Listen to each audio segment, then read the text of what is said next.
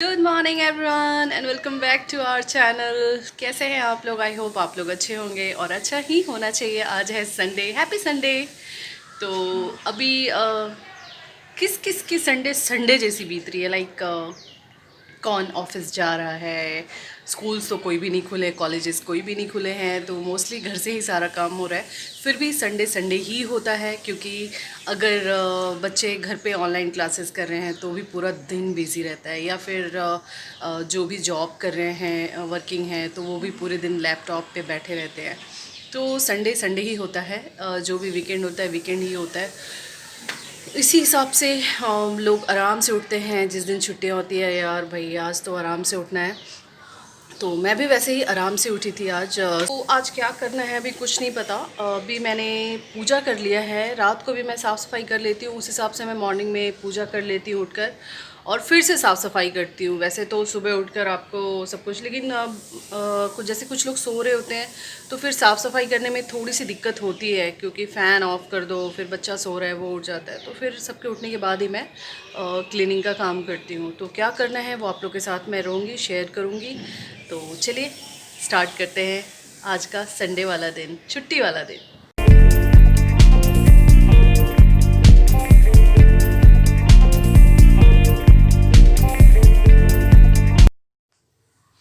तो मैं किचन में आ गई हूँ, और ये जो पानी है ये मैं अपने हस्बैंड के लिए गर्म कर रही हूँ, क्योंकि मॉर्निंग में वो गार्गल करते हैं गरारे।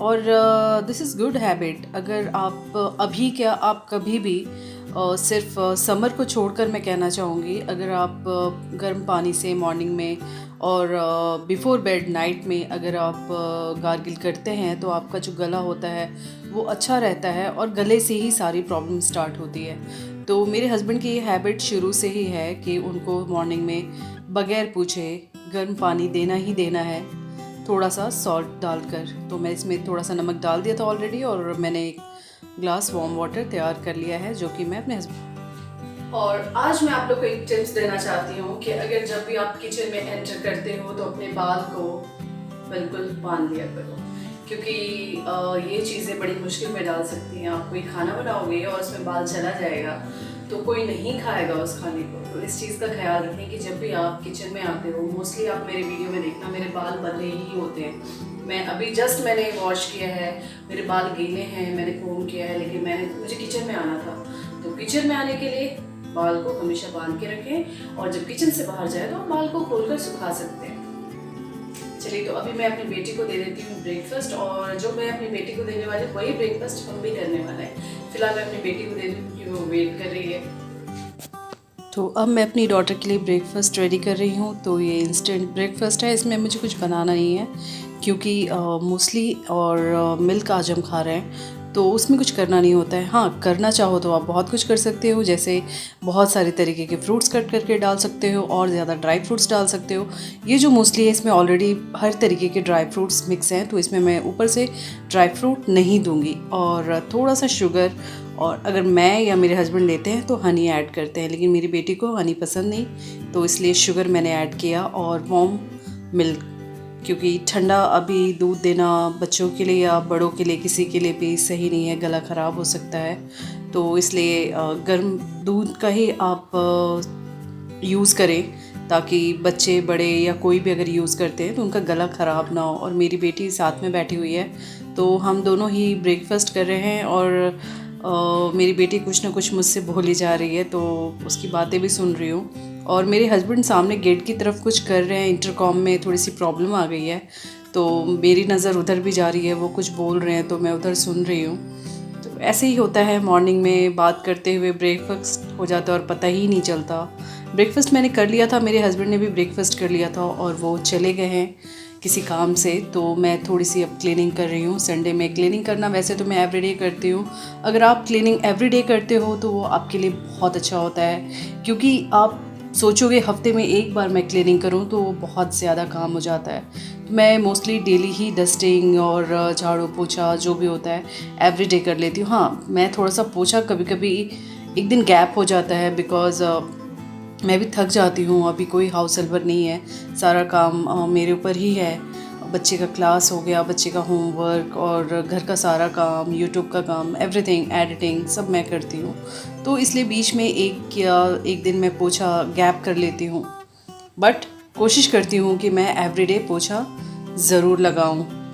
तो ये मैं सफाई कर रही हूँ, थोड़ा सा हाथ ज़रूर हर जगह मार देना चाहिए, चाहे विंडो है, ग्लास है, कहीं भी। इससे क्या होता है, चीज़ें साफ़ रहती हैं, क्योंकि कभी कभी कोई इलेक्ट्रॉनिक चीज़ हो या कोई भी ऐसी चीज़ जो कि डस्ट से भी ख़राब हो जाते हैं। तो इसलिए आपको मैं ये कहना चाहूँगी कि डस्टिंग आप हमेशा करते रहें। और ये जो सारी चीज़ें फैली हुई हैं, ये मेरी बेटी का काम है। मतलब कितना भी ठीक कर दो, और छोटा बच्चा है अगर, तो मतलब वो ख़राब होना ही है। ये मेरे सारे दुपट्टे यहाँ रखे हुए थे। मेरी बेटी कभी साड़ी बनाकर पहन लेती है, कभी कुछ कर लेती है। तो बच्चों का घर ऐसा ही होता है, लेकिन हमारा काम होता है कि हम बीच बीच में साफ़ कर दें। लेकिन ट्रस्ट मी गाइस, मैं बार बार तो नहीं कर पाती हूँ, पूरे दिन में 1 या 2 बार ही कर पाती हूँ। मैं झूठ नहीं बोलूँगी कि मैं हर 2 घंटे में मैं साफ़ करती हूँ, ऐसा नहीं है। सुबह या शाम ये 2 टाइम मुझे साफ़ करना पड़ता है, क्योंकि अभी मॉर्निंग में मैं ये क्लीन कर रही हूँ, उसके बाद फिर मेरी बेटी जब फ्री होगी तो वो फिर सारी चीज़ें खेलेगी और इधर उधर चीज़ें फैलाएगी। तो वो तो बच्चा है, उसको मैं कभी कभी बीच में थोड़ा सा बस चिल्लाती हूँ, नहीं करना है, लेकिन वो बच्चा बच्चा ही होता है, वो नहीं समझती, उसको भी इतनी समझ नहीं होती है। तो ये टेबल एक्चुअली बहुत पुराना हो गया है, ये सेंटर टेबल। और अभी हम चीज़ें इसलिए नहीं बढ़ा रहे हैं घर में, क्योंकि कुछ नहीं पता होता है कि हम कितने दिन यहाँ हैं और कितने दिन दिल्ली में हैं। तो हम बस ऐसी चीज़ें रखे हैं जो बस हमारा काम चल जाए। बिकॉज़ जितना फर्नीचर बढ़ा लो और कुछ भी कर लो और कहीं जाना होता है तो बहुत मुश्किल हो जाता है। तो मैंने ड्राइंग रूम की सफाई कर ली थी और अब मैं आ गई हूँ बेडरूम में। ये जो आप सामने बैक साइड में 2 ग्लास और फ़ोटो देख रहे हैं, तो यहाँ पे 3 ग्लासेस थे मिरर। लेकिन जब हम अब इस घर में शिफ्ट कर रहे थे तो एक टूट गया, तो थोड़ा सा मेरा दिल भी टूट गया था उसके साथ। बिकॉज़ चीज़ें आप अपनी पसंद से लो और फिर वो चीज़ ख़राब हो जाती है तो बुरा लगता है। ये है एक बास्केट जिसको मैंने साइड में ऐसे लगा दिया है, और उस पर मैं कोई भी कवर ऐसे कपड़े को डाल देती हूँ, तो थोड़ा वहाँ पे कैंडल्स वगैरह या फिर आप फ़ोन वगैरह यूज़ करते हो तो रख देते हो, तो वो साइड टेबल का ही काम कर रहा है। अब मैं बेड को थोड़ा ठीक कर लूँगी। इस बेड को मैंने मॉर्निंग में भी ठीक किया था, लेकिन वापस हो गया वैसे ही। तो बस इसको मैं खींच के इसके चादर को थोड़ा सा ठीक कर दूँगी और कपड़े से मैं इसको झाड़ दूँगी, क्योंकि ये जो कॉटन का गद्दा है ये बहुत भारी है। मैं बार बार उठाकर करना थोड़ा सा आसान नहीं होता, मुश्किल हो जाता है, तो इसलिए इसको इसी तरीके से ठीक करना पड़ता है। और इसको कपड़े के सहारे मैं इस चादर को झाड़ दूँगी ताकि कोई भी गंदगी बेड पे ना हो। बिकॉज़ कभी कभी जीविका बेड पे बिस्किट्स खा लेती है कुछ भी, तो छोटे छोटे उसके जो टुकड़े होते हैं वो बेड पे ही होते हैं और पता नहीं चलता, लेकिन आप जब सोते हो तो पता चलता है। इसलिए बेड को झाड़ना बहुत ज़रूरी है। अब आप सोच रहे होंगे कि ये पिलो कवर बिल्कुल अलग अलग है, तो एग्जैक्टली बिल्कुल सही है, ये पिलो कवर अलग है हमारे। इसका जो पिलो कवर था वो भी गंदा हो गया था, तो कुछ गिर गया था, तो मैंने वॉश करने में डाल दिया और तब तक मैंने ये पिलो कवर डाल दिया था। तो चल जाता है गाइस, कभी कभी कैसे भी काम चलाना पड़ता है। ज़रूरी नहीं कि जैसी चीज़ें आप चाहते हैं आप वैसी ही चीज़ें आपको मिले, नॉट पॉसिबल। कभी कभी आपको किसी किसी चीज़ों से मैनेज भी करना पड़ता है। तो ये बेडरूम बिल्कुल क्लीन हो चुका है और नीट एंड क्लीन कह सकते हैं, धूल मिट्टी कहीं भी नहीं होगी, क्योंकि मैंने झाड़ू वगैरह तो दे ही दिया था। अब मैं आ गई हूँ किचन में। तो ये जो किचन देख रहे हैं, जो किचन की सफाई में दिखा रही हूँ, ये लंच के बाद हो गया, काफ़ी लेट हो गया मुझे, क्योंकि मैंने रात को ही किचन साफ़ किया था, वो मैं मॉर्निंग में कर रही थी। और ये किचन की सफाई जो मैं आपको दिखा रही हूँ ये आफ्टरनून के बाद, और अराउंड 5 o'clock हो रहा है, तो मैं अब जाकर आफ्टरनून के बाद, लंच के बाद मैं किचन साफ़ कर रही हूँ। तो आज मैंने आलू पूड़ी बनाई थी, तो काफ़ी ज़्यादा गंदगी हो गई। और ऐसी चीज़ें फ्राइड और जो भी, चाहे पकौड़े और इस तरह की चीज़ बनाओ तो गंदगी हो ही जाती है, उसका आप कुछ नहीं कर सकते।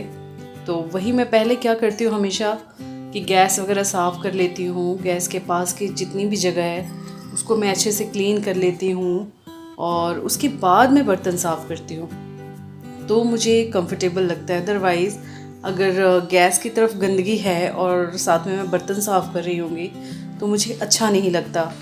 तो मैंने इधर की सफाई कर दी है और देखिए बर्तन कितने सारे हैं, बहुत सारे बर्तन निकल गए थे आज। मैं क्या बोलूँ, मतलब एक एक इंसान को 2-2 3-3 तो स्पून चाहिए होता है। तो ऐसे कर कर के इतने बर्तन निकल जाते हैं और मेरे हाथ से पता नहीं बर्तन निकल ही जाते हैं। आज मुझे खुद भी धोना पड़ रहा है तो भी, और जब हाउस हेल्पर आती थी तो भी। तो मतलब ये नहीं है कि हाउस हेल्पर आती थी तो निकल जाता था, आज भी मुझसे उतने ही बर्तन निकलते हैं, बिकॉज़ जिनकी हैबिट होती है। तो और सच बताऊँ तो मैं कितने बर्तन वॉश करती हूँ बीच बीच में, उसके बाद ये हालत है, आपको मैं क्या बताऊँ। तो ये सारे बर्तन अभी मैं वॉश कर लूँगी। और किचन ऑलमोस्ट क्लीन हो गया है, जहाँ मैं बर्तन साफ़ कर रही हूँ उस जगह को क्लीन करना बाकी है। बाकी मैंने किचन ऑलरेडी क्लीन कर दिया है। तो ये मैंने यहाँ पे स्टैंड रखा है ताकि छोटे छोटे बर्तन जो हैं मैं उस पर धोकर डाल सकूँ, और जब उसके पानी निकल जाते हैं, ड्राई हो जाता है बर्तन, तब जाकर मैं ड्रॉर में लगाती हूँ। अदरवाइज़ फर्नीचर ख़राब होने का बहुत डर होता है, स्टील हो या फिर लोहे का जो भी है, जंग लगने का डर होता है। तो इसलिए बर्तन को मैं अच्छे से ड्राई होने के बाद ही लगाती हूँ। तो ये मेरे सारे बर्तन धुल गए।